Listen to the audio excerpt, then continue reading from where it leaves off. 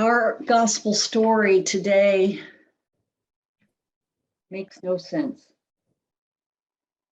Let's face it, it sounds way too woo-woo, at least for me. Yeah, it doesn't make a heck of a lot of sense, although that hasn't stopped most of us from trying to make sense of it. Faced with a story like this, most of us quickly set about trying to decode it and figure out what the story means. Will you join me in a spirit of prayer? Oh, gracious God, help us to become masters of ourselves so that we might become the servants of others. Take our minds and think with them. Take our lips and speak through them. Take our hands and work with them, and take our hearts and set them on fire with your Spirit. Amen.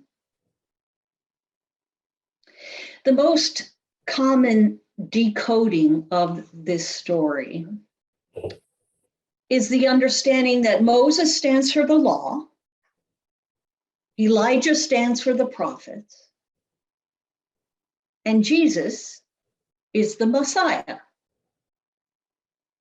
By singling Jesus out as my son,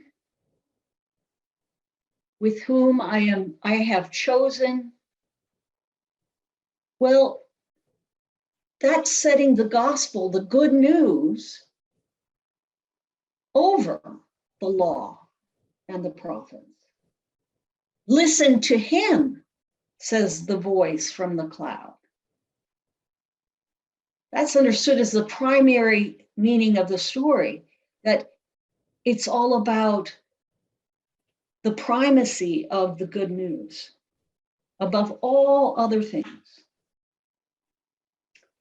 And then there are actually two side meanings to the story, generally understood, and that is number one, keep your mouth shut. Keep your mouth shut when you're in the presence of the holy. And don't blurt things out like Peter did, because you're probably wrong. And two, the purpose of such mountaintop experiences is they're meant to strengthen us for the real work of life, everyday life. So, that's a wrap. I guess we can carry on with the rest of the service. And yet, the passage itself doesn't say any of the things I just mentioned. It doesn't talk about the fact that the gospel is now to supersede the law and the prophets. It doesn't talk about, hey, you better keep your mouth shut when you're in the presence of a higher power.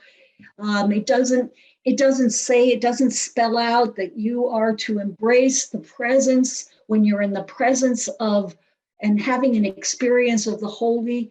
You should be aware that that's meant to strengthen you on your life's journey. None of that stuff is said in the story. Instead, the story describes and invites us into something way beyond our reasonable and ordinary human experience.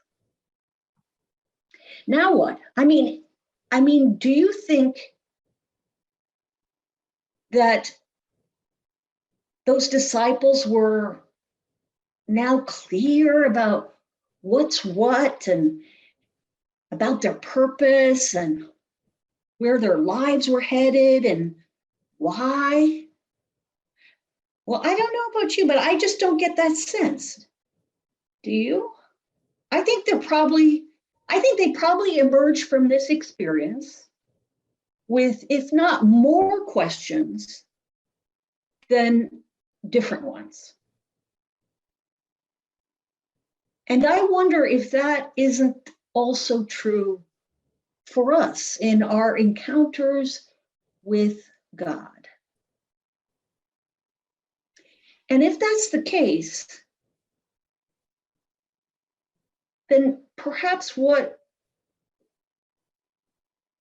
the point is, if you will, is not to figure out the meaning of our experience of an encounter, but to just enter into it and to just be with it. And it's okay to just be with it and not try to figure it out. What if the whole Bible is not so much a book of certainties, not so much a book of certainties, but a book of encounters, a long parade of people who run into God, run into each other, run into life, and are never the same again. I mean, if you think about it, what don't people run into in the Bible? I mean, not only are there terrifying clouds and hair-raising voices like in today's story, but also, oh my God, the Bible is full of crazy relatives and armed enemies and deep depression, along with life-saving strangers and miraculous children and food in the wilderness and knee-wobbling love. Now, whether we say such encounters, such experiences are good, or whether we say they're bad, well, at least what we see is that they had a way, those encounters, those experiences had a way of breaking biblical people open, of rearranging what they thought they knew for sure. And as a result, now there was room for more divine movement in their lives. Sometimes that movement involves traveling from one place to another. Sometimes it means changing one's perspective on what is true and why it is true. Sometimes it's the almost imperceptible movement of one heart toward another. Today's story reminds me that certainties are often casualties in these kinds of encounters. Or at least those certainties that involve our very human inclination to cling to settled notions of who's who and what's what and where we're going and what your life means and why. Those things can shift pretty dramatically when we experience the divine. Those aha moments. Oh, the moments when we feel like the rug's been pulled out from under us.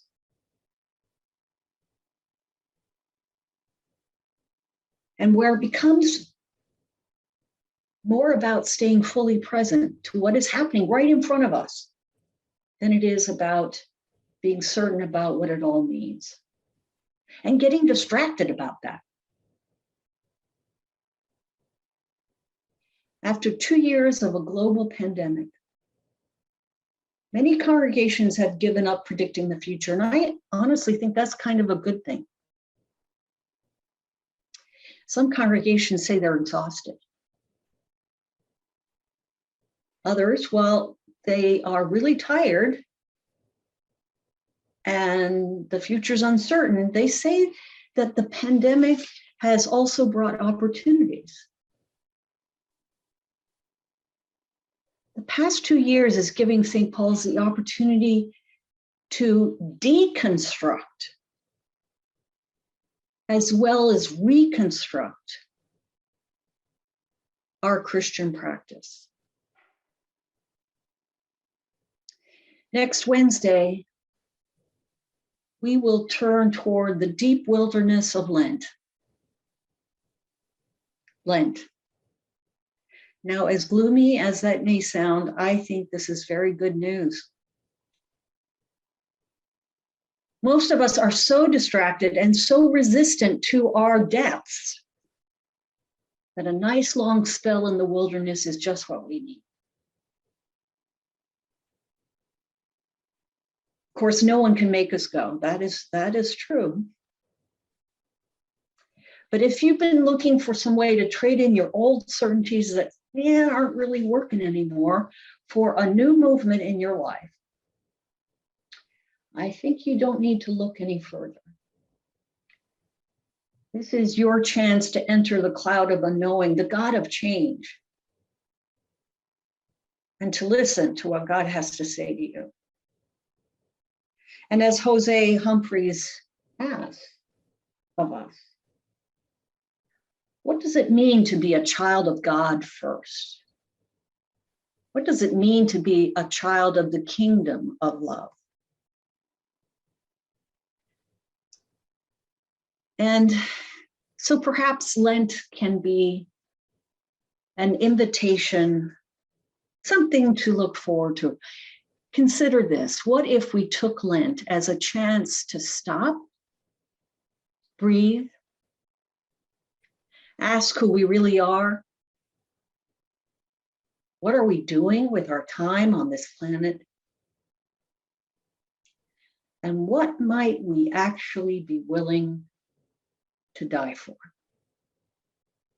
Amen.